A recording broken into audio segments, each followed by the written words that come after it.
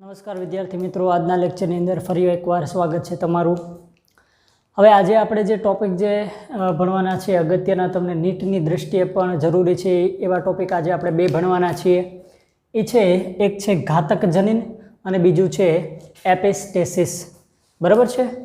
ઘાતક જનીન છે એને લિથલ જનીન તરીકે પણ ઓળખવામાં આવે છે, મારક જનીન પણ કહેવામાં આવે છે એને। તો એના વિશે આપણે ભણવાનું છે, ખાસ આપણી બુકમાં નથી પણ નીટની દૃષ્ટિએ તમને પૂછાય છે। જૂના સિલેબસની અંદર છે ઘાતક જનીન છે અલગથી ભણાવવામાં આવતા હતા। ઘણા લોકો જુદી જુદી રીતે દૃષ્ટિએ છે, બધા લોકો જુદી જુદી રેફરન્સ બુકમાં જુદું જુદું આપેલું છે, પણ બેઝ છે એ થોડોક આપણો કોમન છે, સેમ છે। આપણે સરળતાથી શીખવાનું છે, આરામથી, કારણ કે આપણે થિયરી પોર્શનમાં નથી પણ આપણે હરવાર એક નાનકડો એવો ટોપિક જે છે ઘણીવાર પૂછાયેલો છે, આપણે એક બેઝિક દ્રષ્ટિ છે આપણી તમારી જે ક્લિયર થવી જોઈએ એ આપણે આજ સમજશું। ઘાતક જનીન એટલે શું, સૌથી પહેલાં આપણે એ સમજીએ, પછી આપણે એપિસ્ટેસિસ ઉપર જશું। ઘાતક જનીન, લિથલ જનીન એવા પ્રકારનું જનીન છે કે જે વ્યક્તિનું મૃત્યુ માટે જવાબદાર છે, વ્યક્તિનું મૃત્યુ પ્રેરે છે। હવે જો ખાસ કરીને જેનેટિક્સની અંદર આપણે એ સમજવાનું છે, કન્ડિશન કઈ છે ને એ પહેલાં આપણે ખાસ સમજી લેવાનું, બરાબર? કારણ કે વર્ડ્સ આપણા ઘણા બધા અમુક ટિપિકલ હશે, એના ઉપરથી આપણે કન્ડિશનને સમજવાની છે, એના ઉપરથી દાખલા પૂછાતા હોય છે।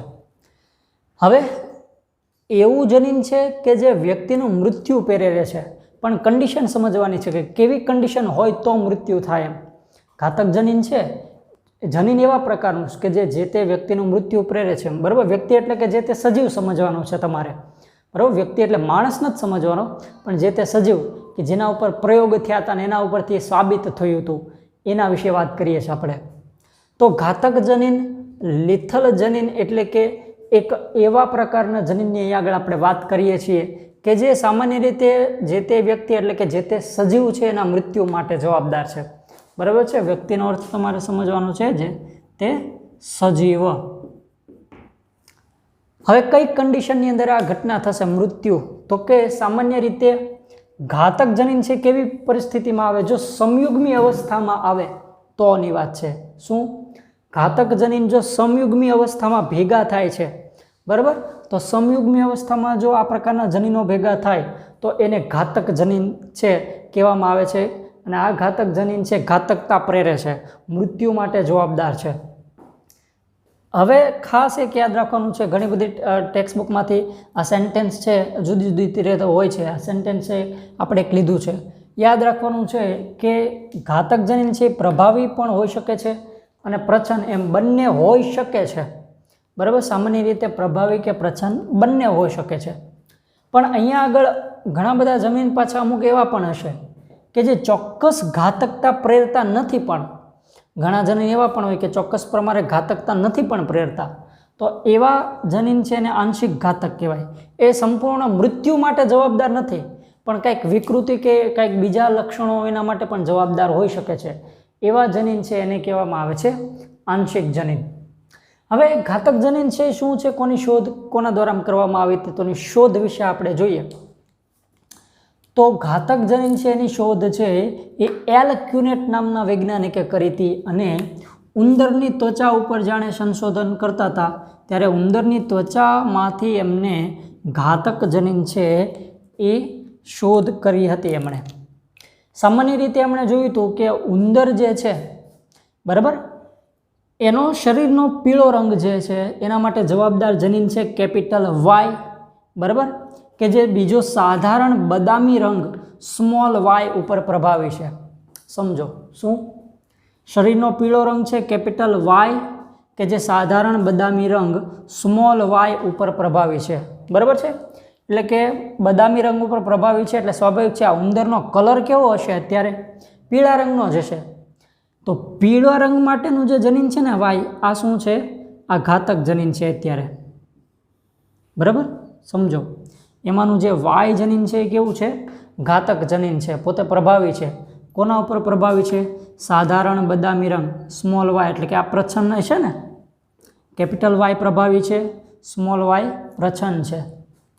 તો આવા ઉંદર વચ્ચે શું કરવામાં આવ્યું? સંકરણ કરવામાં આવ્યું। જોઈએ આપણે કન્ડિશન છે કેવી થાય, ચાલો। કેપિટલ વાય સ્મોલ વાય પીળો ઉંદર તે બરાબર ને. જનીનની જે જોડ છે એ ત્યારે વિષમયુગ્મ સ્થિતિમાં છે. શરીરનો પીળો રંગ છે એના માટે જવાબદાર છે કેપિટલ વાય. સાધારણ બદામી રંગ છે સ્મોલ વાય ઉપર પ્રભાવી છે. સાધારણ બદામી રંગ માટે જવાબદાર છે સ્મોલ વાય, પણ આ પ્રચ્છન્ન સ્થિતિમાં છે કે એના ઉપર પ્રભાવી છે કેપિટલ વાય. બરાબર. તો આ પીળા રંગના ઉંદર ઉપર શું થયું? બંને વચ્ચે સંકરણ કરાવવામાં આવ્યું. કેપિટલ વાય અને સ્મોલ વાય. ચાલો, આ આપણી પેરેન્ટ્સ થઈ જનરેશન. એકને આપણે કઈ રીતે લઈએ છીએ? મેલ તરીકે લઈએ, તો બીજાને તરીકે આપણે કઈ રીતે લઈએ છીએ? ફિમેલ તરીકે. બરાબર ને. ચાલો, સૌથી પહેલાં આપણે શું કરશું? તો કે પુનેટ સ્ક્વેર પ્રમાણે છે આપણે શું કરવાનું? સીધી ગણતરી કરવાનું છે F1ની અંદર. આના ગેમેટ્સ તમે બનાવો પુનેટ સ્ક્વેર પ્રમાણે એક સંકરણની જેમ જ તે. ઓકે, એકદમ સીધું સાદું છે, અઘરું નથી. તો બંને જનીન છે આપણે શું કરશું? આપણે બંને સાઈડ ઉપર મૂકી દઈશું. ચાલો જુઓ, બધાને આવડે જ છે. ચાલો, કેપિટલ વાય સ્મોલ વાય.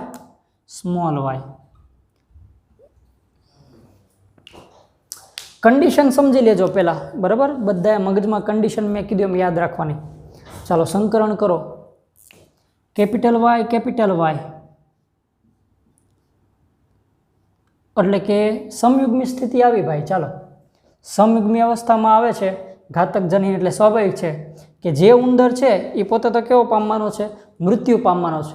એટલે કે સ્વાભાવિક છે કે પીળા સમયુગ્મી સ્થિતિમાં ઉંદર છે આપણે પ્રાપ્ત જ નથી થવાના, કારણ કે ભ્રૂણીય અવસ્થા દરમિયાન મૃત્યુ થઈ જાય ને. બંને આવ્યા, પોતે જન્યુમાં પ્રવેશ કર્યો, કેપિટલ વાય જન્યુમાં પ્રવેશ કરે છે. બરાબર, એમાંથી ઉંદર બનશે જ નહીં ને, કારણ કે ભ્રૂણીય અવસ્થા દરમિયાન તે શું થશે? ઉંદર છે એ મૃત્યુ પામી જશે. તો આ જે ઉંદર છે એ શું પામશે? મૃત્યુ પામે. બરાબર ને. એટલે યાદ રાખજો, આપણે કીધું એમ કે સમયુગ્મી જે સ્થિતિ જે છે, સમયુગ્મી સ્થિતિ કેપિટલ વાય છે. બરાબર, આમાં શું થશે? તો કે આ જે ઉંદર જે છે એ શક્ય નથી. એમ શું કામ શક્ય નથી? તો એનું કારણ કે ભ્રૂણીય અવસ્થા દરમિયાન જ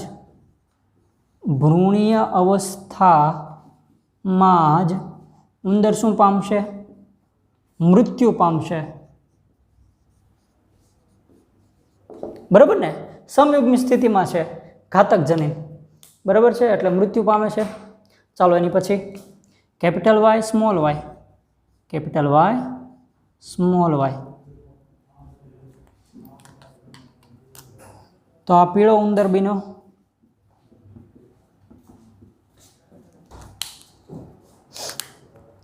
કેપિટલ વાય સ્મોલ વાય.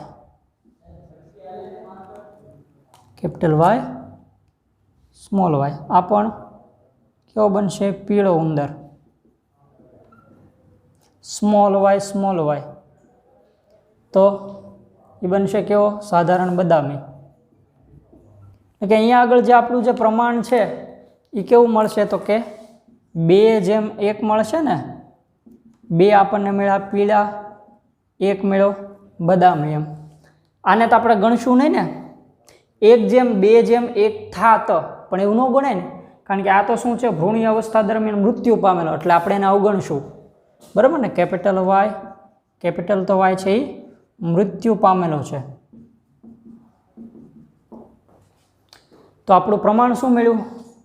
2:1 આપણને મળ્યું. બરાબર. તો એક નાનકડો એવો એક ટોપિક જે હતો એક્ઝામ પોઈન્ટ ઓફ વ્યૂની દ્રષ્ટિએ ખૂબ અગત્યનો છે, એ આપણે આજે અત્યારે જોયો. તો તમને થોડોક સમય આપું છું. બરાબર. એ નોટ્સ ઉતારી લેવાનું છે, કારણ કે અમુક મટીરિયલ છે તમારી બુકમાં નથી, તો તમારે લખવાનું છે, એની બુક બનાવવાની છે, મેં તમને કીધું. તો હવે આપણે એની પછીનો આપણે ટોપિક જોશું એપિસ્ટેસિસ. બરાબર. ચાલો, આની ઉપર નજર નાખી લો. હવે આપણે જોઈએ એપિસ્ટેસિસ.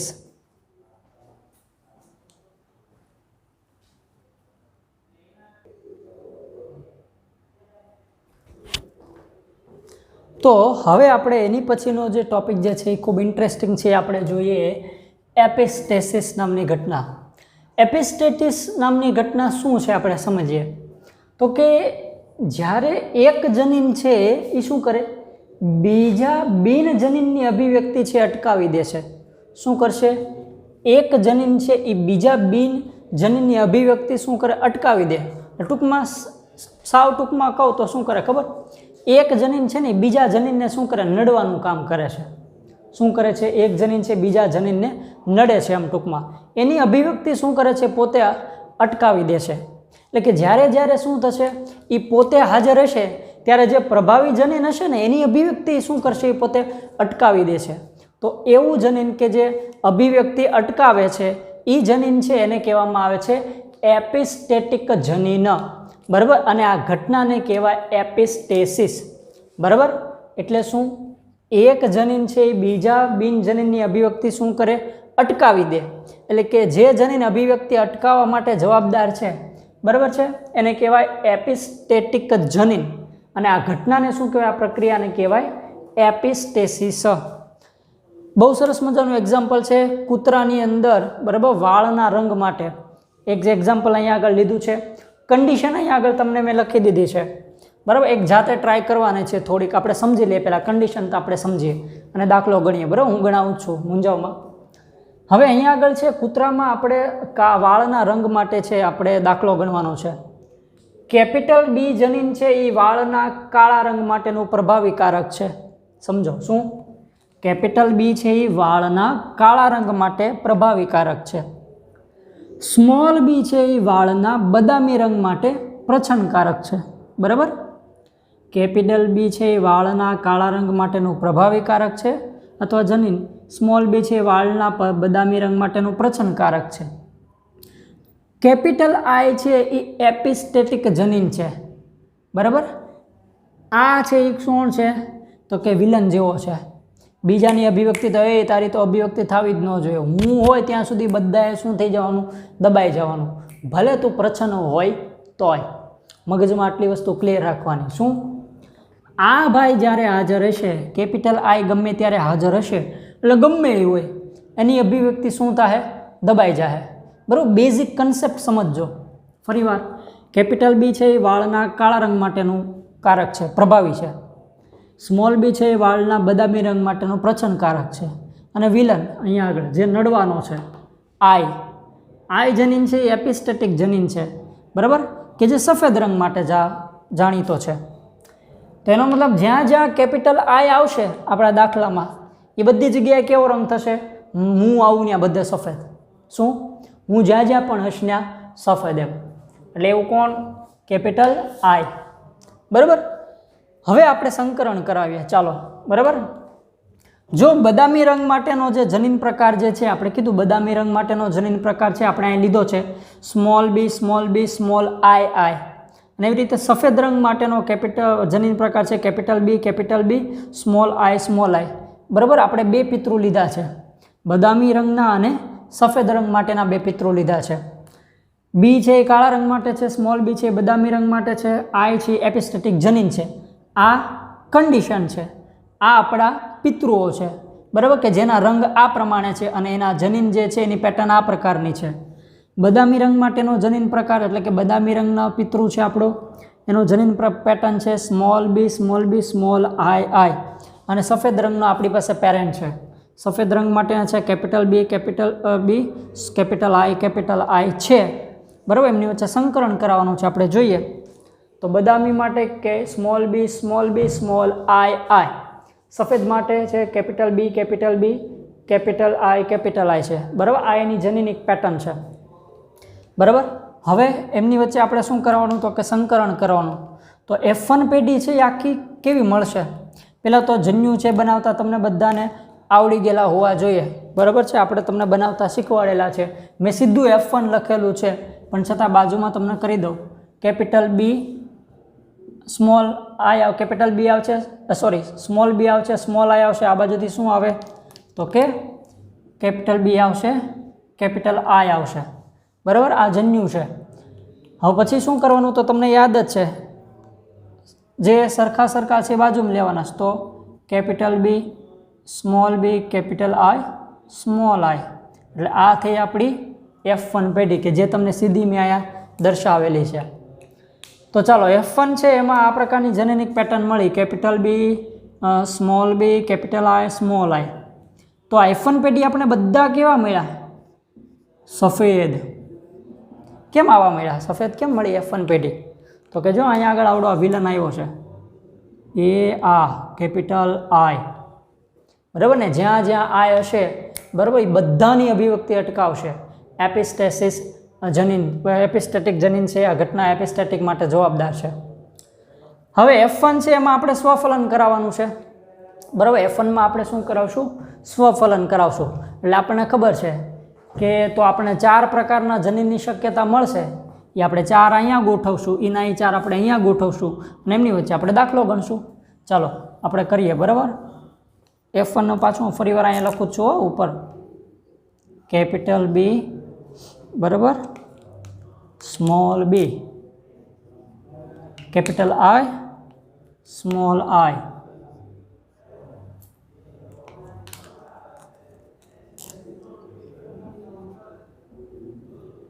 હવે આપણે 4 શક્ય જનીન પ્રકાર બનાવીએ તો બધાને આવડશે, બરાબર છે?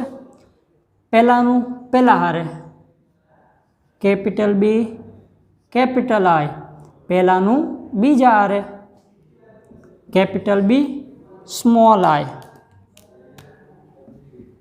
એવી રીતે બીજાનું પહેલા હારે, બીજાનું બીજા હારે, એટલે તો કે સ્મોલ બી, કેપિટલ આઈ,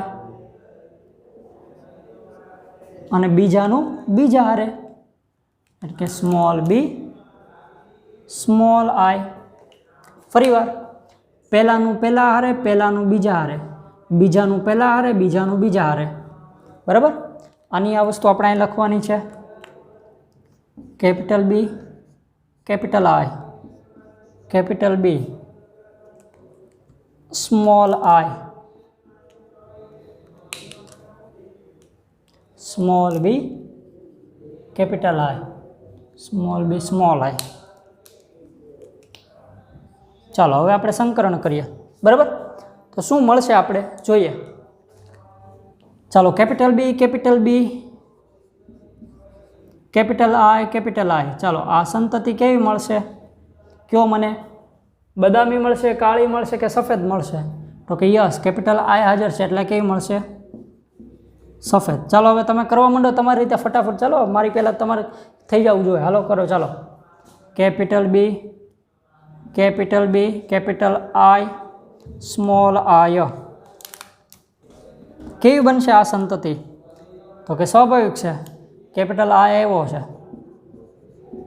સફેદ જ બનશે. ચાલો capital B, small B, capital I, capital I. આ કેવી બનશે? સફેદ, બરાબર? Capital B, small B, capital I, small I, capital I, small I. આ પણ કેવી બનશે સંતતિ? સફેદ. કેપિટલ આઈ આવે એટલે બધી સફેદ એમ. Capital B, capital B, capital I, small I. કેવી બનશે? સફેદ. Capital B, capital B, small I, small I. ચલો આ કયો મને કેવી બનશે? અહીંયા કેપિટલ બી જ છે, બરાબર છે? તો કેપિટલ બી છે એને આ બધી કેવી બનશે? તો કે કાળો. આ કેવી બનશે? કાળો બનશે. અને પછી capital B, small B, capital I, small I. આ કેવો બનશે? સફેદ. આઈ આવી ગયો એટલે. પછી capital B, small B, small I, small I. આ કેવો બનશે? સ્વાભાવિક છે, કાળો. કેપિટલ બી હાજર છે, બરાબર છે? બાકીના તો પ્રચ્છન્ન છે, આઈ હાજર નથી. પછી કેપિટલ બી, સ્મોલ બી,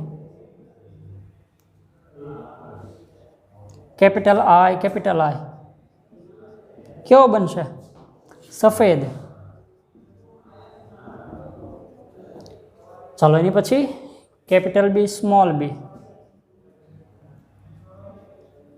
પછી કેપિટલ આઈ સ્મોલ આઈ, કેવો બનશે આ? સફેદ.